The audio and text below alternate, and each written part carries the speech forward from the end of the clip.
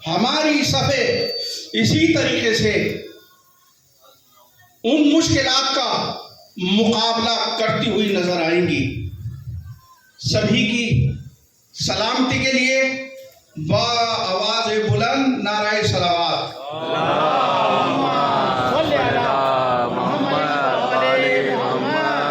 और ऐसा नहीं है कि मोमिनीन के जिन्होंने साथ दिया, लाठियां खाई, डंडे खाए और मुश्किलात का सामना किया, खुदावंद आलम उन हाथों को, उन आवाज़ों को, उन अफराद को मौला ऐसा कवी करें कि जब भी दुश्मनाने अहले बैत का मुकाबला उनसे हो तो दुश्मनाने अहले बैत फरार करते हुए नजर आए। खुदावंद आलम सभी मोमिनीन को जो यहाँ हाजिर है और जो नहीं पहुँच सके, कि जिन्होंने यहाँ हिम्मत दिखाई, साथ दिया, पैसे के एतबार से भी, वक्त के एतबार से भी, वाक़ईन इसकी जज़ा आइम्मा मासूमीन अलैहिमुस्सलाम के पास है और किसी के पास नहीं है। और बहरहाल अंजुमन हैदरी के जो मुकाबला कर रही है मुश्किलात का, परेशानियों का, कि किसी तरीके से ये औकाफ महफूज रह जाए, ये प्रॉपर्टी बच जाए, लेकिन दुश्मन भी नए नए रुख से मुकाबला करने के लिए आ रहा है। ये मदद खुदा है, ये मदद अहले बैत अलैहिमुस्सलाम है कि अंजुमन हैदरी के वो अफराद जो आपने चुने और जिनको यहाँ पर मुंतखब कर कर बिठाया, उनमें भी वाक़ईन ऐसी हिम्मत और ताकत है कि वो भी पीछे नहीं हट रहे और तमाम मुश्किलात का मुकाबला हर एतबार से कर रहे हैं और करने के लिए हर वक्त आमादा है, चाहे दिन हो या रात हो। और मैं तो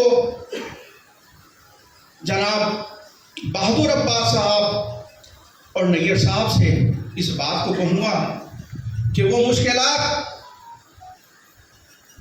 कि जिन्होंने नया जन्म लिया है, आज यहाँ उलमा के सामने, मोमिनीन के सामने आपको बताना ज़रूरी है कि हम किन मुश्किलात में हैं, कहाँ फंसे हुए हैं, क्या परेशानियाँ हैं, ताकि सब पर वाज़ेह हो जाए। और ये तूफ़ान तो मुझे जनाब की बात याद आती है कि जब हम नर्सरी को आज़ाद करा लिए, उस वक्त जनाब ने ये जुमला कहा था कि ये तो आसान था इससे छुड़ाना, लेकिन इसको बचाना मुश्किल है। और मुश्किलात जो हैं उनका मुकाबला करना पड़ेगा। आज ये बात सच नज़र आती है, लेकिन जब तक मदद खुदा, मदद मासूमीन अलैहिमुस्सलाम है, हम भी इस मैदान में डटे हुए हैं, फरार करने वाले नहीं हैं। नाराए हैदरी। अब मैं जनाब बहादुर अब्बास साहब से मुल्तमिस हूँ कि वो माइक पर तशरीफ लाएं और जो सूरत हाल है उससे बाखबर हो।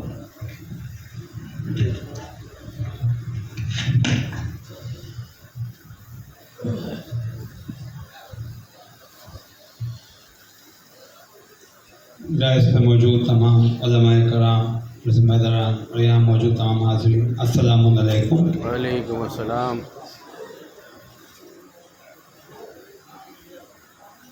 एनुअल जनरल बॉडी मीटिंग का मकसद हमारा ये रहता है कि कम से कम जो परेशानियां हमें सामने आ रही हैं और जो हमारी तरक्याती काम हम कर पाए उसके बारे में आपके सामने हम अपनी रिपोर्ट पेश कर सकें, और साथ ही आपके अगर कुछ मशवरे हों तो वो आप हमें दें ताकि उन मशवरों से हम आने वाले साल में, आइंदा वक्त में और बेहतर तरीके से काम कर सकें। अंजुमन हैदरी ने पिछले 1 साल के अंदर जो हमारी लास्ट जनरल बॉडी मीटिंग हुई थी उसके बाद जो हमारा उस टाइम पर पास हुआ था कि हमको जिस हॉल में आप बैठे हैं, ये इमाम बाड़ा और पीछे ख्वातीन का हॉल, इस हॉल को एयर कंडीशन कराने का, इस हॉल को पूरा मुकम्मल करने के लिए हमने कहा था कि हम करेंगे। अल्हम्दुलिल्लाह इस बार मुहर्रम के मौके पर, चेहलम पर, 7 रबीउल अव्वल पर और वैसे मजलिसों में यहाँ पर मोमिनीन ने इस एयर कंडीशन हॉल के अंदर अज़ादारी की, जिसमें अल्हम्दुलिल्लाह हम अपनी जो हमने पिछले साल वादा किया था उसमें हम कामयाब हो सके। हालांकि उसमें अभी कोई कुछ फर्जी लोग कह रहे थे कि साहब किसी साहब ने ये हॉल बनवाए, तो ये मैं आपको बता दूं कि ये जिस हॉल में आप बैठे हैं या जो पीछे लेडीज़ का हॉल है, इस हॉल में किसी की तरफ से कोई भी डोनेशन स्पेसिफिक इस हॉल के लिए या इस कामों के लिए अंजुमन हैदरी ने नहीं लिया है। जो हमारी नर्सरी से इनकम होती है, जो हमारी गुल्लक से आमदनी होती है, जो मोमिन कूपन से डोनेशन देते हैं, उसके पैसे से ये तामीरात की गई है। तो अगर कोई भी इस तरीके का झूठ बोलता है तो वो बेबुनियाद और गलत है। उसके अलावा हमारे करबला के अंदर हम लोगों ने पिछले 1 साल के अंदर जहां ताज़िया दफन होता है उसके चारों तरफ का जो सहन बनाने का काम था, जो हमने पिछले साल ऐलान किया था, अल्हम्दुलिल्लाह वो सहन हमारा जो हमारा पहले फेज में होना था वो बन गया है। रास्तों में जो हमारा करबला जोर बाग की तरफ से मेन गेट है उसकी तरफ से रास्ते पूरे हो गए हैं। उसके अलावा जो हमारे नर्सरी वाला गेट है उसकी तरफ से पूरे हो गए हैं। तीसरा जो गेट है हमारा राजधानी नर्सरी जो कनाती मस्जिद की तरफ से है वो भी अल्हम्दुलिल्लाह पूरा हो गया है। इसके अलावा कुछ सहन और हैं जिसमें अब हम लोग आने वाले साल में जो जिन जगहों पे इस साल चेहलम के मौके पे मोमिनीन ने पार्किंग की, सब किया, वहाँ पर भी हम उस जगह की लैंडस्केपिंग करके रास्ते वगैरह बनाने में और ग्रीन पार्क्स बनाने का इंशाअल्लाह इस साल काम करेंगे। इसके अलावा कनाती मस्जिद में बहुत बड़ी परेशानी थी, जो पुरानी छत थी वो बहुत बोसीदा थी जिस वजह से परेशानियाँ होती थी, मगर अल्हम्दुलिल्लाह वहाँ पर चेहलम के मौके पर जो मोमिनीन आए और सबकी मेहनत से अल्हम्दुलिल्लाह वहाँ पे छत का काम जो था, जो उसकी शीट का काम था, वो अल्हम्दुलिल्लाह पूरा हो गया। और अब कनाती मस्जिद में जो मोमिनीन वहाँ नमाज अदा करते हैं उन्हें बरसात के मौसम में, बारिश में किसी तरीके की कोई परेशानी नहीं हो रही है, वो काम मुकम्मल हो गया है। इसके अलावा दरगाह के पीछे हमने स्टोर का काम जो हमारा पेंडिंग था काफ़ी टाइम से, वो अल्हम्दुलिल्लाह हमने पूरा किया है। और इसके अलावा बहुत बड़े पैमाने पर हम लोग प्लांटेशन का काम, ब्यूटिफिकेशन का काम करबला में और दरगाह शाह मर्दा में सब जगह कर रहे हैं, जिसके अंदर अल्हम्दुलिल्लाह जहाँ पर अहले सुन्नत हज़रात के ताज़ियात है उसके चारों तरफ का काम पूरा हो गया है। रास्तों पे काफ़ी हद तक काम पूरा हो गया है। अभी हमने चंद दिन पहले ही पिछले महीने ताज़िए जहाँ दफन होते हैं उसके चारों तरफ प्लांटेशन का काम पूरा किया है, तो अल्हम्दुलिल्लाह वो काम भी हमारे पूरे हुए हैं। इसके अलावा करबला के अंदर कुछ लोग झूठे प्रोपेगेंडे करते थे कि वहाँ अंधेरा रहता है और लाइट कभी जलती है, खुद ही तार तोड़ देते थे, तो उन मक्कारों के षड्यंत्र को भी फेल किया और उससे दरगाह को फ़ायदा हुआ कि उससे बिल कम आएगा। अल्हम्दुलिल्लाह हमने वहाँ पर तकरीबन 10 लाख रुपए की सोलर लाइट्स लगवाई हैं, जिसमें हेवेल्स कंपनी की, उसमें ना हमें अब कोई स्विच ऑन करने की ज़रूरत है, वो अपने आप जो है सैटेलाइट के थ्रू, सेंसर के थ्रू वो चलती हैं। तो अल्हम्दुलिल्लाह वो काम भी हमारा करना है पूरा हो गया है। इसके अलावा हम लोगों ने पिछले 1 साल के अंदर जो हमारी वक्फ जायदादों पे जो लोग काबिज हैं, उन्होंने जो हमारे ऊपर अटैक किए, जो हमारे ऊपर जिस तरीके से कोशिशें करी उन जगहों पे काबिज रहने के लिए, उनमें हम लोगों ने पूरी तरीके से लड़ाई लड़ी। हमारे ऊपर इस साल के अंदर शाहमर्दा में रहने वाले 4 अफराद ने अंजुमन हैदरी के ऊपर केस डाले।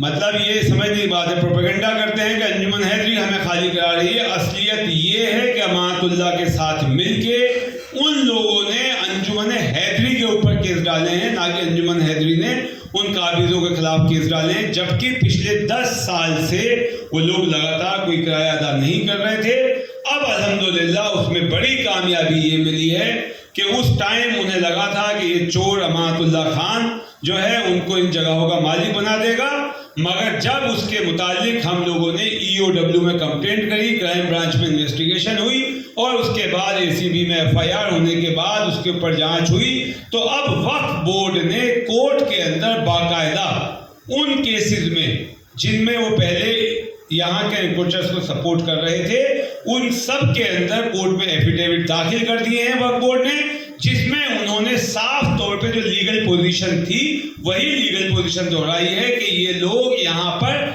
एनक्रोचर हैं और इनको वेकेट कराना है और इनका मिनिमम रेंट जो होगा वो वक्फ लीज रूल के हिसाब से होगा। हमने इनको हमेशा ये कहा, जब हमने टेंडर किया, हमने नोटिस दिया, हमने लेटर लिखा, हमने उनसे ये कहा कि वक्फ लीज रूल एक वक्फ एक्ट है, पार्लियामेंट से पास हुआ है, आपको उससे मानना पड़ेगा, उसके लिहाज से आप किराया अदा करिए, आप जो रहना चाहते हैं रहिए। मगर प्रॉब्लम ये थी, दुश्वारी ये थी कि वो लोग मिनिमम रेंट, रिजर्व प्राइस भी देने पे आमादा नहीं थे। वो देना चाहते थे 250 रुपया 200 गज के मकान के, जो कानूनन मुमकिन नहीं था। कानूनन वो काम अब जब पार्लियामेंट का नया कानून आ चुका है, जब उसी कानून से, उसी एक्ट से वसीम खान नर्सरी वाले के अवार्ड में ये ऑर्डर हुआ कि रोजाना 2.25 लाख रुपया का पेनल्टी लगेगा अगर खाली नहीं किया, और उसके बाद 7 करोड़ की पेनल्टी लगी, तो वो कानून है ना, तो वो कानून सब पे लागू होगा। और वही कानून के तहत हमारा मुतालबा था कि मिनिमम रिजर्व प्राइस दिया जाए, मगर हमको रिजर्व प्राइस देने के बजाय उन लोगों ने अमानतुल्लाह खान और दूसरे गद्दारों के साथ हाथ मिलाकर एक फर्जी पर्ची कटवा ली और कोर्ट में केस ये दायर किया कि हम अंजुमन हैदरी के किराएदार नहीं हैं, हम तो अमानतुल्लाह के किराएदार हैं, जिस पे अब अल्हम्दुलिल्लाह अमानतुल्लाह ने बाकायदा एफिडेविट दे दिया है कोर्ट में, जिसमें कहा है कि ये जो पर्ची जो भी है ये सब फर्जी है और साहब ये एनक्रोचर हैं, हम इनकी इस एनक्रोचमेंट के सपोर्ट में नहीं है, इनको फौरन हमें खाली कराना है। इसके बाद में एक और बात कही जाती है जो बहुत प्रोपेगेंडे करने के लिए कही गई कि साहब के 7 करोड़ रुपए आए, 690 खर्च हो गए, इस तरीके की प्रोपेगेंडे किए गए। जबकि उसके बाद में अंजुमन हैदरी ने, पहली ऐसी अंजुमन है जिसने आफ्ताब शरीयत माकल्ब जवाद साहब और तमाम उलमाए कराम के सामने ये ऐलान किया था कि हम अपने अकाउंट्स वेबसाइट के ऊपर डालेंगे, जो आज भी अल्हम्दुलिल्लाह हमारे अकाउंट्स, पूरे अकाउंट्स वेबसाइट के ऊपर अंजुमन हैदरी की डले हुए हैं। एक दूसरा झूठ लगातार बोला जा रहा है कि साहब पिछले 12 साल से अंजुमन हैदरी ने कोई अकाउंट्स वक्फ बोर्ड में नहीं दिए, कोई ऑडिट नहीं कराया। तो उसके मुतालिक मैं आपको बताना चाहूँगा कि लगातार हमारे यहाँ से ऑडिट होता रहा है और हमने हर साल, हर बार 2020 तक वक्फ बोर्ड ने हमें डिमांड नोट इशू किया, हमने उसमें लगातार उनके डिमांड नोट के हिसाब से पैसे अदा किए। और वक्फ बोर्ड पहली ऐसी तंजीम है जिसके कोर्ट के ऑर्डर के हिसाब से वक्फ बोर्ड को 28 लाख रुपया देने हैं। हमारे अकाउंट्स उनके पास हैं, हमारे एडवांस 28 लाख रुपया।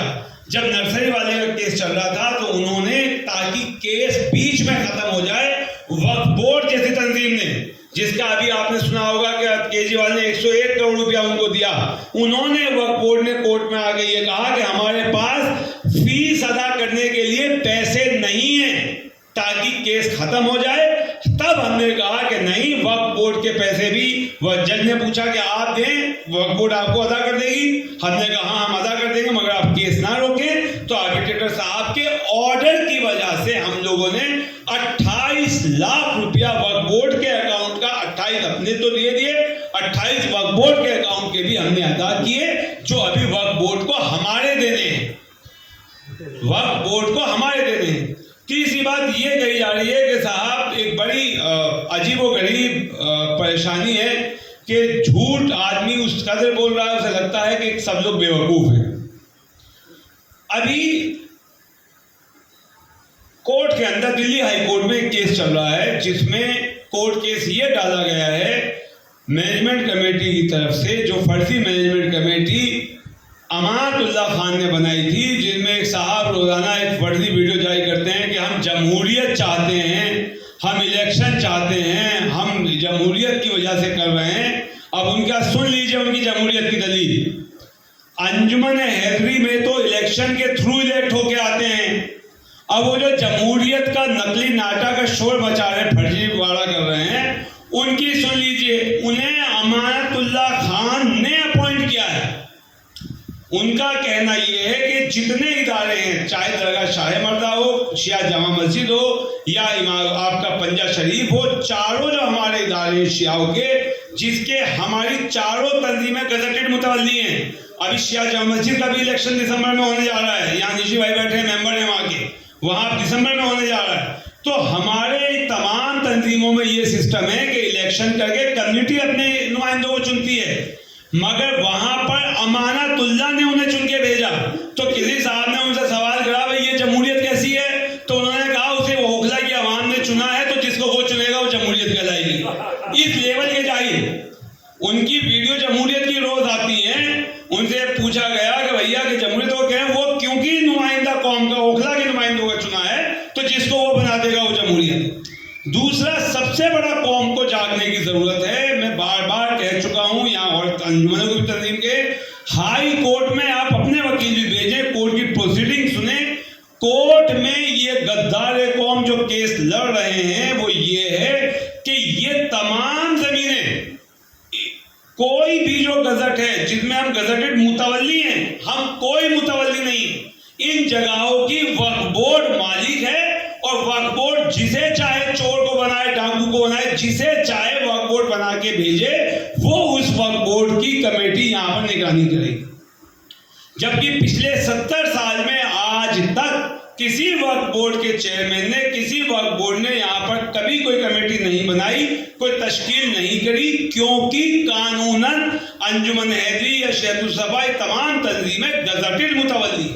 तो गजटेड मुतवल्ली जब हम लोग हैं, तो गजटेड मुतवल्ली की पोजीशन में हमारे यहाँ पर हमें अपने, हमारी रजिस्टर्ड सोसाइटीज हैं, सोसाइटी रजिस्ट्रेशन एक्ट के तहत हम लोग यहाँ पर इलेक्शन कराते हैं। अब उसके अंदर जब इनको वो प्रोपेगेंडे भी नहीं चले, तो कोर्ट गए, कोर्ट में जाके ये कहा कि साहब आप इलेक्शन पे रोक लगा दीजिए, साहब वो इलीगल इलेक्शन हो रहा है, वो फर्जी कमेटी है, इलीगल कमेटी है। कोर्ट ने उसके ऊपर उनकी पिटीशन डिसमिस करी और उसके बाद अल्हम्दुलिल्लाह बाकायदा जिसमें रजिस्ट्रार भी पार्टी थे, वक्फ बोर्ड भी पार्टी था, सब लोग पार्टी थे, और उनकी डिसमिस करी और कहा कि अंजुमन हैदरी रजिस्टर्ड सोसाइटी है, वो अपना इलेक्शन करेगी। तो उसके बावजूद जिस तरीके के प्रोपेगेंडे किए जा रहे हैं, कुछ नहीं, सिर्फ इस तहरीक को कमजोर करने के लिए, और इस तहरीक में बड़े बड़े माफिया, कौम के बड़े बड़े गद्दार इसमें शामिल हैं। कहा जाता है साहब आप तो कल कह रहे थे फलाना, अब कहा ये, अब तीसरे का नाम ले दिया, कल अहमद पटेल का नाम था, अब दूसरे का नाम है।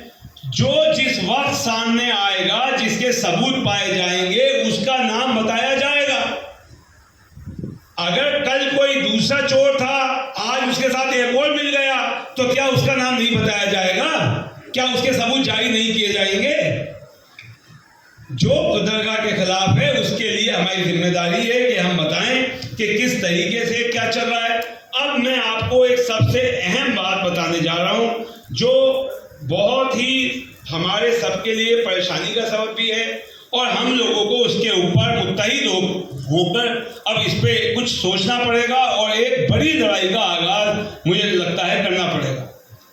करबला जोरबाग, जिसको लेकर बड़े बड़े फितने लगे हुए थे, उनकी कोशिश रही पहले वक्फ बोर्ड के अमानतुल्लाह खान की कि 2019 में उसने अपने गुंडों के जरिए कब्जा करने की कोशिश करी, नकली कमेटी बना के, जिस सेंट्रल वक्फ काउंसिल ने जिस पे पाबंदी लगा दी। उसके बाद नेशनल माइनॉरिटी कमीशन ने भी उसमें पाबंदी लगाई। उसमें जब कामयाब नहीं हुए तो उस टाइम पे इस पूरे गैंग ने डीडीए के साथ मिलकर साजिश रची थी और करबला के अंदर एंक्रोचमेंट रिमूवल के नाम पे कब्जा लेने की कोशिश रची गई थी, जिसे उस टाइम पर यहाँ पर तमाम उलमाए कराम मौजूद हैं, मौलाना कबीर जवाद साहब मौजूद हैं। इन्होंने बाकायदा यहाँ आए, प्रेस कॉन्फ्रेंस करी और उस टाइम पर राजनाथ जी से बात करी और गृह मंत्रालय में भी कई जगह बात की, जिसके बाद वो डेमोलिशन ऑर्डर रुक गया था और हमसे कहा गया था कि वो फाइल बंद हो गई, वो गलत ऑर्डर था, खत्म हो गया। मगर अभी हमारे सामने जो डॉक्यूमेंट आया है वो बहुत संगीन है, उसको मैं आपको 1 मिनट में पढ़ के सुनाना चाहूंगा।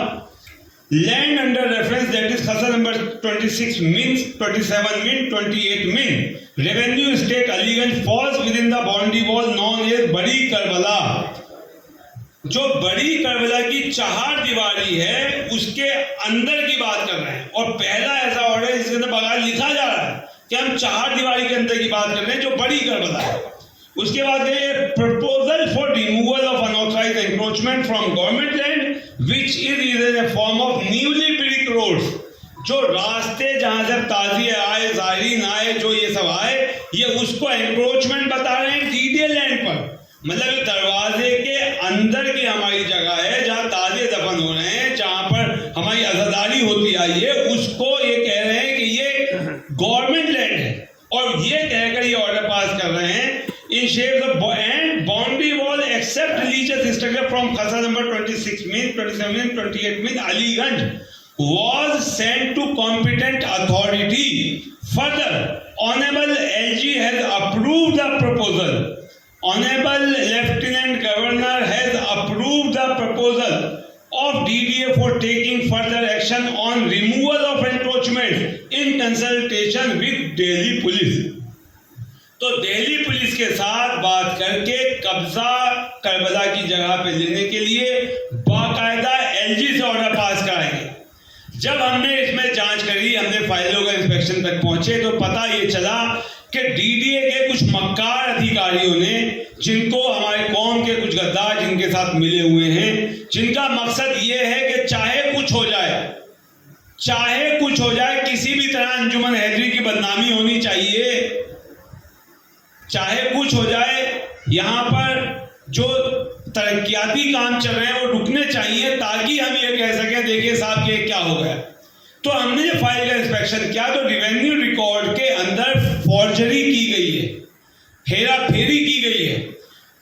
हमारे करबला का खसरा नंबर है 26, 27, 28। उन्होंने उसके आगे मिन लगा के फर्जी रिकॉर्ड तैयार करने की कोशिश करी, जिसमें हमने जब असली रिकॉर्ड निकलवाया तो उसमें मिन नाम का कोई रिकॉर्ड ही नहीं है।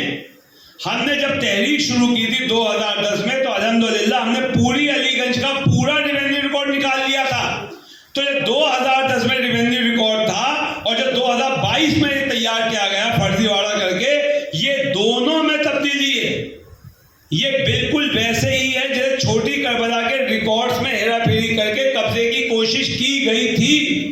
तो आज अब एक बार फिर दुश्मन ने वही चाल चली है, जब वो छोटी करबला का काम नहीं हुआ, बड़ी करबला के रेवेन्यू रिकॉर्ड्स में हेरा फेरी करके कब्जा करने की साजिश रची जा रही है।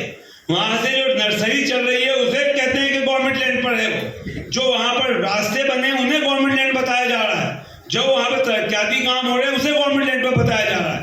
तो इस हालात के अंदर मैं यहाँ पर मौजूद तमाम उलमाए कराम और ख़ास तौर से आफ्ताब जवाद साहब से गुजारिश करूँगा कि इस मामले के अंदर अब बहुत अहम ज़रूरत है, क्योंकि एलजी से अप्रूव करा लिया गया है फर्जी ऑर्डर। एक फर्जी कागजात पेश करके लेफ्टिनेंट गवर्नर को गुमराह करके फर्जी दस्तावेजों के आधार पर करबला के अंदर कब्जा लेने का ऑर्डर इस टाइम पास कराया जा चुका है। तो उसके लिए हम लोगों को, और ख़ास तौर से देखिए ये अंजुमन के ओहदे तो नाम के होते हैं, ओहदेदार भी नाम के होते हैं, हम लोग तो जिम्मेदारी एक आपने दी निभा, मगर आप सब लोगों की ज़रूरत है कि आप लोग इसमें आगे आए, जिसके भी जहाँ ताल्लुकात हैं। यहाँ हमारे एडवोकेट्स मौजूद हैं, कुछ लोग हैं सीनियर एडवोकेट्स हैं, गवर्नमेंट ऑफिसर्स हैं, ब्यूरोक्रेट्स हैं, उलमाए कराम हैं, जिसके जहाँ पर कॉन्ट्रैक्ट्स हैं वो अपने लेवल पे इसकी आवाज़ बुलंद करे और इस इसके लिए बाकायदा जो LG से मिल सकते हैं वो LG से मिलें, जो DDA-VC से मिल सकते हैं उनसे मिलें, या उससे ऊपर गृह मंत्रालय में मिलना चाहिए, UD मिनिस्ट्री मिलना चाहिए। हम लोग ये काम इंशाअल्लाह शुरू करेंगे। मगर अगर मुत्तहिद होकर कुछ भी नहीं, आप अपने घर से मेल कर सकते हैं, कंप्लेंट कर सकते हैं। आजकल PG से PM के यहाँ कंप्लेंट करिए, क्योंकि ये, और इसके लिए जो अगर आपको कोई भी रिकॉर्ड चाहिए तो वो हम आपको फराहम कराएंगे। तो ये एक बहुत बड़ा मुद्दा है जिसके लिए सबको मुत्तहिद होकर आगे आने की जरूरत है, और ये बहुत ही बड़ा सीरियस इशू है जिसके लिए आप सब लोग हमारा साथ दें, ताकि इस नए फितने को भी हम लोग खत्म कर सकें। इसके बाद हमारी जो अंजुमन हैदरी के लिए जो हमारी कोर्ट केस की पोजीशन है वो ये है कि वहाँ पर अल्हम्दुलिल्लाह हमारे आज तक जो मैनेजमेंट कमेटी और मुतवल्ली वाला है वो हमारा एस्टेब्लिश्ड है। उसके अलावा 1300 करोड़ के केस की पोजीशन हाई कोर्ट में ये है कि हमारी प्रोसीडिंग कंप्लीट हो चुकी है, फाइनल आर्गूमेंट पर लगा हुआ है। आखिरी डेट के ऊपर उनकी तरफ से सलमान खुर्शीद को आना था तो वो डेट लेके चले गए। अभी जो अगस्त में डेट थी, अभी अगले महीने हमारी डेट लगी हुई है, तो इंशाल्लाह फाइनल आर्गूमेंट पर कोई रिप्लाई, रिजॉइंडर सब फाइल हो चुके हैं। फाइनल आर्गूमेंट होने के बाद उसके ऊपर फैसला आना है, और ये जैसा पहले भी एजीएम में पास हुआ था कि जो 1300 करोड़ रुपए में से जो भी अमाउंट वहां से रिलीज होगा उस पैसे से हम लोग, क्योंकि जो यूनिवर्सिटी बनाने का, रोजा बनाने का काम है वो बड़े अमाउंट का काम है, वो 10 लाख, 5 लाख, 20 लाख, 30 लाख से नहीं होगा। तो उसके लिए हमारी तजवीज़ पास हुई थी कि कोई चंदा ना किया जाए जब तक जो नर्सरी वाले पे ऑलरेडी 7 करोड़ का तो ऑर्डर हो ही रखा है, जब तक नर्सरी वाला उस अमाउंट में से जो हाई कोर्ट का ऑर्डर आए और पेमेंट रिलीज ना हो तब तक काम शुरू ना किया जाए। तो उम्मीद है कि बहुत जल्द इंशाल्लाह वो हमारा जो ऑर्डर है वो आ जाएगा, और उससे जैसे ही पहली पेमेंट रिलीज होगी तो इंशाल्लाह आप सब लोग की मंजूरी से, जैसा पहले मंजूर हुआ है, उसके लिए बाकायदा टेंडर करके किसी कंस्ट्रक्शन कंपनी को एंगेज किया जाएगा, और जो अमाउंट वहां से आएगा पहले उसका इस्तेमाल होगा, उसके बाद अगर कम पड़ेगा तो कौम से उसके लिए राब्ता किया जाएगा।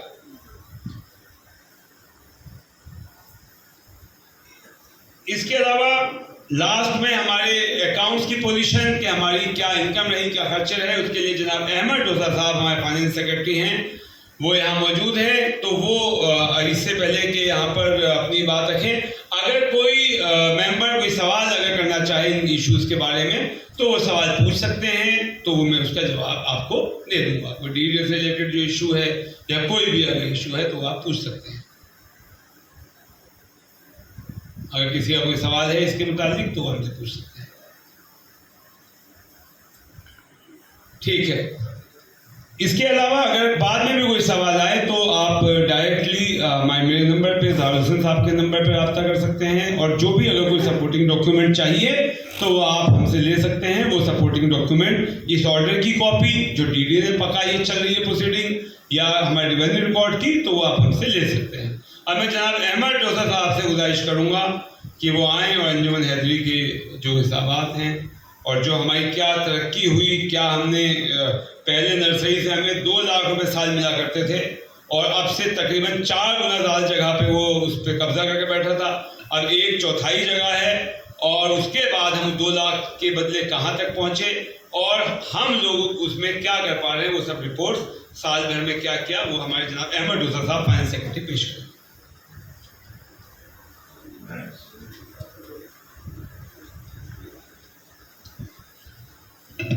बिस्मिल्लाहिर्रहमानिर्रहीम। डायस पर बैठे मौलाना कल्बे जवाद साहब, मोहतरम उलमा-ए इकराम, अंजुमन हैदरी के मम्बरान और मोमिनीन, अस्सलाम वालेकुम। आज यहाँ पर तशरीफ़ लाए, आप सबका बहुत बहुत शुक्रिया। आपके ताउन से ये प्रोग्राम कामयाब हो पाया। सेक्रेटरी साहब ने अपना करंट मौजूदा हालात और एक्टिविटीज़ पर रोशनी डाली। हर साल की तरह इस AGM में भी अकाउंट्स पेश करते हैं, और पिछले साल की तरह हमारा सेल्स लगभग बराबर ही है, और अल्हम्दुलिल्लाह राजधानी यूनिवर्सिटी अब दिल्ली की सबसे बड़ी राजधानी में आती है। पिछले साल जो काम चल रहे थे अल्हम्दुलिल्लाह कंप्लीट हो चुके हैं। जैसे पूरी बरादरी सहन और पिछले ख़वातीन का एरिया सब एसी लग गए हैं और conference room office area complete हो गए हैं और बरादरी और पिछले का एरिया जो ग्लास पार्टीशन कर दिया गया है। नर्सरी में भी बहुत काम हुए हैं जो बहादुर साहब ने रोशनी डाली हैं और जैसे चेलुम और 7 रबीउल अव्वल और प्रोग्राम के आपने देखी होगी तरक्की कितनी की है वहाँ पे। और इस साल हमारे नर्सरी का सेल करीब जो है 3,64,25,797 है और ख़र्चा करीब हमारा हुआ है 2,79,04,122 और इसके बाद हमारा जो प्रॉफिट जो मुनाफा हुआ है हमारा 75,21,645 है और हमारा जो स्टॉक है जो सामान जो माल पड़ा हुआ वहाँ पर करीब 50 लाख का है। तो कुल मिला के हमारे पास जो है 1.25 करोड़ का जो है मुनाफा देखा जा सकता है। और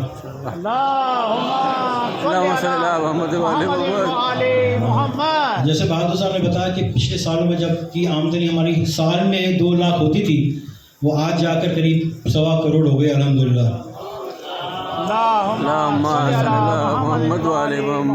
थोड़ा दरगाह की इनकम पे रोशनी डाली जाए और जो हमारा टावर जो वहाँ पे किराए पे जगह दी गई है उस पर हमारा रेंट आ रहा है करीब 12,96,972 रुपये आए इस साल और गुल्लक से जो कलेक्शन हमारा हुआ है वो 12,83,035 रुपये है और मेंबरशिप फ़ीस जो है हमारी 98,250 है और रिसीप्ट्स और डोनेशन जो है 52,200 और कूपन्स जो बिके हमारे 7 रबीउल अव्वल चेलुम पे और फंक्शंस पे उसका कलेक्शन है करीब 82,300 रुपये और बैंक का जो इंटरेस्ट मिला है करीब 5,524 रुपये है। तो कुल मिला के 28,18,281 रुपये हमारी आमदनी इसमें दरगाह की तरफ हुई है। और अगर हम अभी देखा जाए थोड़ा सा डिटेल हम खर्चा देखें नर्सरी और दरगाह का दोनों को मिलाकर जो खर्चा है जो तनख्वाहें और वेजेस सैलरी एंड वेजेस जो है 36,19,455 और बैंक चार्जेस जिससे हमारे दिए जाते हैं बैंक को वो जो अपने कमीशन वगैरह लगाते हैं उसमें बैंक ड्राफ्ट वगैरह बनने में 2,23,496 रुपये और हमारा जो सामान ख़रीदा है जैसे पॉट्स है खाद सीड्स प्लांट्स एक्सेट्रा वो करीब 2,10,73,433 रुपये हैं और इलेक्ट्रिसिटी और पानी का जो बिल आया हमारा करीब 13,210 रुपये और हमारा जो लीगल एक्सपेंसेस जो हमारा जो लीगल खर्चे होते हैं वो करीब 16,35,900 रुपये है। आप देख सकते हैं खर्चा हमारा लीगल में कितना जा रहा है और मजलिस और महफिलों में के प्रोग्राम में जो हमारा खर्चा हुआ है 35,80,047 रुपये। अच्छा रिपेयर और मेंटेनेंस जो है हमारा होता है करीब 45,99,690 रुपये। एडवर्टीज़मेंट्स पेपर्स बैनर्स और जो भी एडवर्टीज़मेंट में खर्चा होता है वो करीब 3,12,724। लेबर जो हम लगाते हैं और एक्स्ट्रा उसका जो है 8,53,766 रुपये और ऑफिस का एक्सपेंस जो है 8,96,341। जो मेडिकल का एक एक्सपेंस आया हमारा 75,000 जो पिछले साल एक खातून ज़ख्मी हो गई थी रेलवे ट्रैक पे जो क्रॉस करते हुए जब पाबंदियाँ लगी हुई थी जब क्रॉस नहीं कर लोग कहाँ से आ रहे थे तो उसमें एक खातून जो है वो ज़ख्मी हो गई थी टकरा गई थी ट्रेन से तो उसका इलाज अंजुमन हैदरी ने उठाया एम्स में इसका इलाज हुआ तो उसमें 75,000 खर्चा हुआ है। और ट्रांसपोर्ट में जो हमने जो प्लांट्स मंगाते हैं हम लोग पुणे कलकत्ता और जगह से खुर्जा भीमताल सहारनपुर वगैरह से उसका करीब हमारा खर्चा है 24,60,722 रुपये और HM की मीटिंग जो पिछले साल हुई थी उसका खर्चा था 1,82,386 रुपये और ऑडिटर जो हमारा ऑडिटर है रेन्यूमरेशन उसको दिया था हमने 79,650 रुपीज़। बस ये हिसाब दे दिया मोटा मोटा हमने और बाकी जो है पूरा ये डिटेल में अपलोड किया जाएगा आपका अपनी वेबसाइट पे और इससे साथ में इसका ख़त्म करता हूँ। अब आप सबका बहुत बहुत शुक्रिया आपने धैर्य से सुना और परवरदिगार हम सब की तौफीकात में इजाफ़ा करे। शुक्रिया। सल्लल्लाहु अलैहि वसल्लम।